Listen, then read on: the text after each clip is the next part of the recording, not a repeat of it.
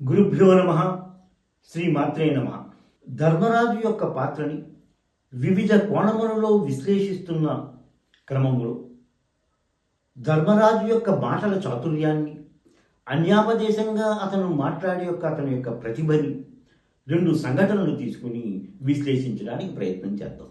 అరణ్యవాసము పూర్తి అయిన తర్వాత 1 సంవత్సరము అజ్ఞాతవాసము గడపాలి కాబట్టి ఆ సమయాన్ని విరాటరాజు కొలువులో గడపడానికి నిర్ణయించుకున్న వారైన పాండవులు, ద్రౌపది విరాటరాజు దగ్గర కొలువులు మారు పేర్లతో, మారు వేషములతో వారికి తగిన ఉద్యోగాలలో నియమితులై ఉంటారు.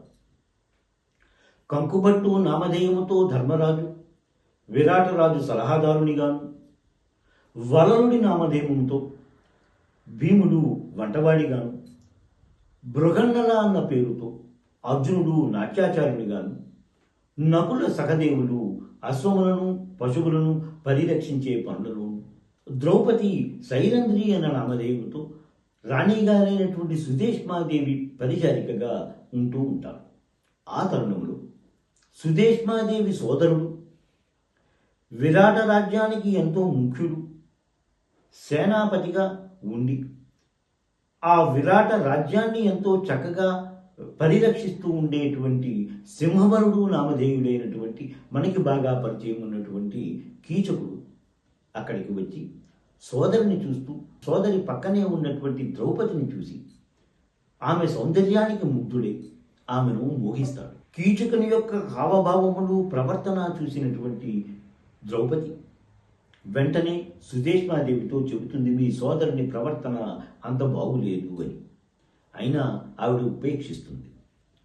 ఒకరోజు కీచకుడు సుదేష్మాదేవికి కబురు పెట్టి, నీ పరిచారిక అయినటువంటి శైలంద్రిని సురా పాత్రతోటూ నా దగ్గరికి, నా అంతఃపురానికి పంపించు అని చెప్తాడు.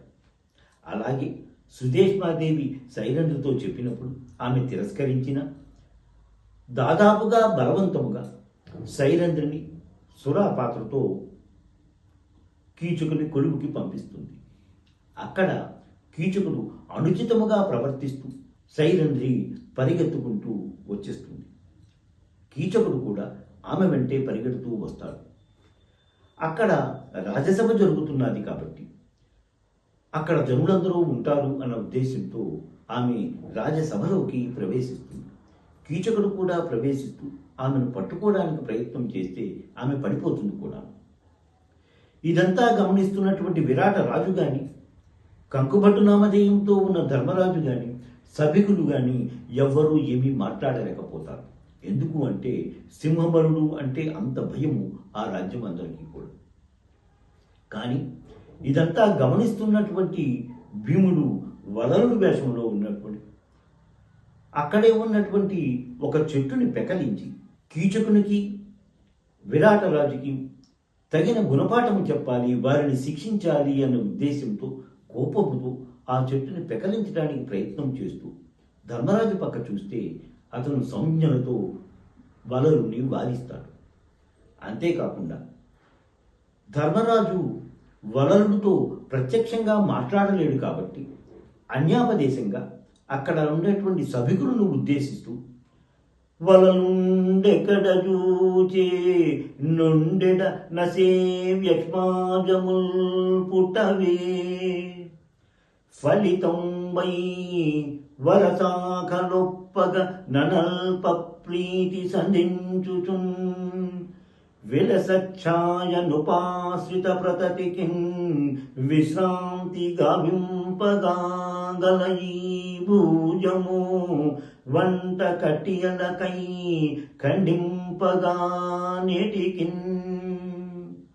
కొన్ని పదాలు చాలా చక్కగా ప్రయోగించాడు అక్కడ ధర్మరాజు పాత్రలో నన్నయ్య గారు. చక్కగా ప్రయోగించినట్టుగా మనం గమనించుకోవచ్చు. విలసఛాయ అని చెబుతూ, ఓ భీమసేన, మనకి ఈ విరాట కొలువు మనకు ఒక నీడనిచ్చింది, ఆ నీడని మనము కోల్పోతాము అని చెప్పి ఫలితంబై వరసాఖలొప్పగా అని చెబుతూ ముందు ముందు వరసాకంటే ఒక పచ్చని కొమ్మలు మళ్ళీ వస్తాయి కదా అని చెప్తూ ముందు ముందు మనము నీ పుత్రుడైనటువంటి అభిమన్యుణ్ణి ఇక్కడ ఇతని పుత్రిక అయినటువంటి ఉత్తరకిచ్చి వివాహము చేద్దాము కదా, దానివల్ల మన బంధము, మన ఇద్దరి బంధము కూడా గట్టిపడి ముందు ముందు మనకెంతో ఉపయోగపడుతుంది కదా అన్న విధముగా అది కూడా చెప్తూ ఉంటాడు ఆయన. అని చెప్తూ నసే వ్యక్మాజముల్ పుట్టవే అన్నాడు. ఇంకెక్కడా కూడా ఎండు చెట్లు ఉండవా ఏమిటి అని చెప్తున్నట్టుగా చెప్తూ ఇటువంటి అవకాశం నీకు మళ్ళీ దొరుకుతుంది కదా, అటువంటప్పుడు దాన్ని ఉపయోగించుకుందు కానీ ప్రస్తుతము శాంతించు అన్న విధముగా తెలియజేస్తాడు. భీముడు కూడా ఎంత కోపోద్రిక్తుడైనా సరే ధర్మరాజు యొక్క ఆ సంజ్ఞల్ని గమనించి అతను చెప్పినటువంటి అన్యాపదేశంగా ప్రయోగించినటువంటి మాటలను కూడా గ్రహించిన వాడే శాంతించి వెనుదిరిగి వెళ్ళిపోతాడు. ఈ విధముగా వారి అజ్ఞాతవాసము యొక్క కొలువుని వాళ్ళు సంరక్షించుకొని అక్కడే అజ్ఞాతవాసము సంవత్సరాన్ని పూర్తి చేసుకోగలుగుతారు. మరొక సందర్భంలో అంటే కురుక్షేత్ర సంగ్రామంలో ద్రోణుడు విజృంభించి అందరినీ చంపేస్తూ ఉంటాడు. అక్కడ ఉన్నవాళ్ళు అతని విజృంభణకి ఎవరూ తట్టుకోలేకపోతూ ఉంటారు. అర్జునుడు కూడా ద్రోణుడితో తలపడతాడు. వాళ్ళిద్దరూ వివిధ బాణాలు వేసుకుంటూనే ఉంటారు. చాలాసేపు యుద్ధం చేసిన తర్వాత ఎవరికీ సరైన ఫలితం లేదని ఒకరొకరు వాళ్ళు విడిపోయి మరి వేరే దిక్కుని యుద్ధం చేయడానికి వెళ్ళిపోతారు. ద్రోణుడు మాత్రము అతను విజృంభణ చూసినటువంటి వాడు ధర్మరాజు, నకుల, సహదేవుడు, భీముడు ఏమిటి మన గురువుగారు ద్రోణుడు కానీ ఎలాగ విజృంభిస్తే మనమందరము నాశనమైపోక తప్పదు అనే విధంగా ఆలోచిస్తూ తరుణంలో అక్కడే ఉన్నటువంటి అర్జునుడు, కృష్ణుడు వీళ్ళతో చెబుతూ నిజమే, ద్రోణుని ఇలాగ చూస్తే మాత్రము ఈరోజు సాయంత్రం కల్లా మనందరినీ చంపేస్తాడు. అతని కొడుకు మరణించేడు అని చెబితేనే తప్ప శస్త్రాలను వదలడు. అస్త్రమును వదలకపోతే మనము ఆ ద్రోణాచార్యుని ఏమీ చెయ్యలేము అన్న విధంగా చెప్తాడు.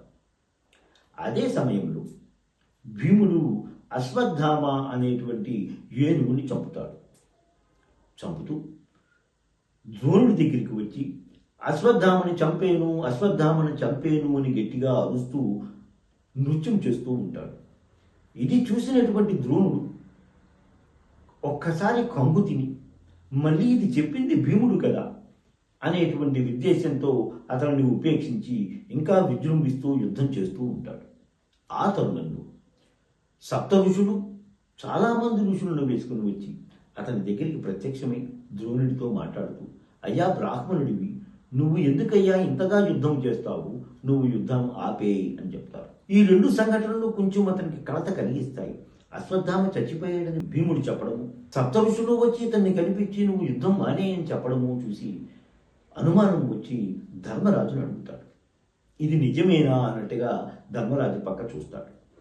అదే సమయంలో కృష్ణుడు ధర్మరాజుతో చెబుతూ, ఇతను ద్రోణుడు గాని విజృంభించేడు అంటే మనందరినీ సంహరిస్తాడు, ప్రాణానికి అపాయం కలిగిన వేళ అబద్ధం ఆడడంలో తప్పు లేదు, అశ్వత్థామ మరణించేడు అని చెప్తాడు.